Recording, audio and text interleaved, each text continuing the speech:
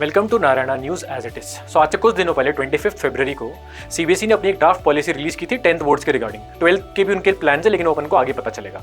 इसका बैकग्राउंड ये है कि 2020 के अंदर नेशनल एजुकेशन पॉलिसी आई थी, दैट इज एनईपी।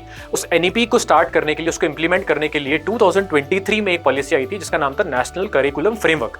तो ये जो 25 फरवरी को जो पॉलिसी निकाली है वो नेशनल करिकुलम फ्रेमवर्क से मैच करती है। इसके अंदर सीबीएसई ने बहुत सारे प्रोविजंस दिए, बट इसमें उनका कैच ये है कि ये जितने भी उन्होंने प्रपोजल्स दिए हैं, ये स्टूडेंट्स को, टीचर्स को, जितने भी पेरेंट्स को, स्टेक होल्डर्स को इस पूरे ड्राफ्ट को पढ़ना है और उसको रिप्लाई करना है सीबीएसई को 9 मार्च तक। 9 मार्च के बाद जब सीबीएसई के पास में सारे के सारे रिस्पॉन्सेज आ जाएंगे, तब सीबीएसई इसमें शायद अगर उनको कुछ लगा इसमें कुछ चेंज करना है तो उसमें चेंजेस करेंगे, फिर इसको फाइनलाइज कर देंगे।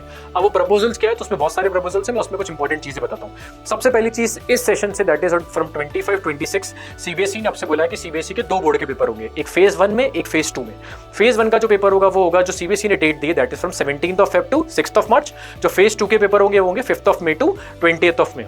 इन दोनों के एग्जाम्स ड्यूरेशन की अगर हम बात करें तो अप्रॉक्सीमेटली 34 डेज होते हैं। अब इसके अंदर और कुछ चेंजेस हैं। अब स्टूडेंट के पास में 3 तरीके के ऑप्शन दे रखे हैं। पहला ये कि आप दोनों फेज के एग्जाम दे सकते हो अगर आपको दोनों देने तो।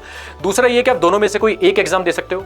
तीसरा ये कि अगर आप फेज 1 का आपने कोई एग्जाम दिया है, उसमें कोई स्पेसिफिक सब्जेक्ट्स में आपके मार्क्स अच्छे नहीं है, तो आप फेज 2 में उसको इंप्रूव करने के लिए भी दे सकते हो। पहली चीज हो गई है। दूसरी चीज ये कि जो ये फेज 1 के पेपर होंगे और जो फेज 2 के पेपर होंगे सप्लीमेंट्री पेपर की तरह भी वर्क करेंगे। दैट मींस अगर आप फेल हो गए हो तो कोई सेपरेट पेपर नहीं होगा। अगर आप फेज 1 के एग्जाम में फेल हो गए हो तो ऑटोमेटिकली उस सब्जेक्ट का एग्जाम आप फेज 2 में दे सकते हो, जिसकी कैटेगरी इन्होंने अलग बना दी है, जिस कैटेगरी का नाम है इंप्रूवमेंट कैटेगरी।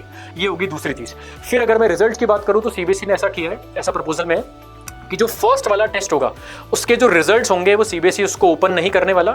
उसके जो पासिंग डॉक्यूमेंट्स है वो रिलीज नहीं होंगे, वो सिर्फ आपके पास में आएंगे आपके डिजी लॉकर के अंदर। हाँ, जो दूसरा वाला एग्जाम होगा दैट इज ऑन फेज 2, उसके जो पासिंग डॉक्यूमेंट्स है वो रिजल्ट आने के बाद में रिलीज हो जाएंगे और उस रिजल्ट के अंदर फर्स्ट वाले टेस्ट के भी मार्क्स होंगे, सेकंड वाले टेस्ट के भी मार्क्स होंगे और बेस्ट ऑफ 2 के भी मार्क्स होंगे। ये होगी तीसरा पॉइंट।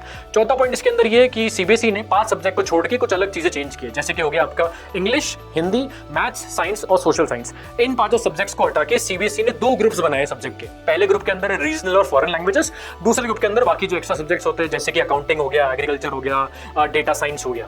अब सीबीएसई ने ये बोला कि जो ये 5 सब्जेक्ट है इनका तो जो एग्जाम कंडक्शन है वो वैसा ही होगा जैसे कि अभी तक होता था फिक्स डेज के अंदर।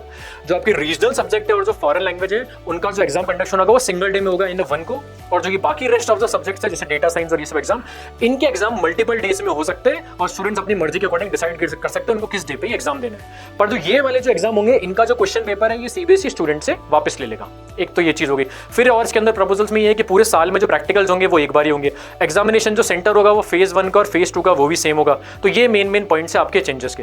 अब अल्टीमेटली 9 मार्च को सारे के सारे स्टेक होल्डर्स को इस पॉलिसी के बारे में सीबीएसई को बताना है, जिसमें आप सीबीएसई की साइट पे जा सकते हैं cbse.gov.in। इसमें जाके आप अपनी चेंजेस सजेस्ट कर सकते हैं। एक बार गवर्नमेंट ने सारे सजेशंस को पढ़ेगी, रिव्यू करेगी, स्क्रूटनाइज करेगी और अल्टीमेटली इसको फिर फाइनलाइज कर देंगे। तो इसी साल से इंप्लीमेंट होगा। फ्यूचर में इन्होंने मेंशन किया कि हम सेम प्रोसीजर 12th क्लास में भी लाने वाले हैं। Thank you.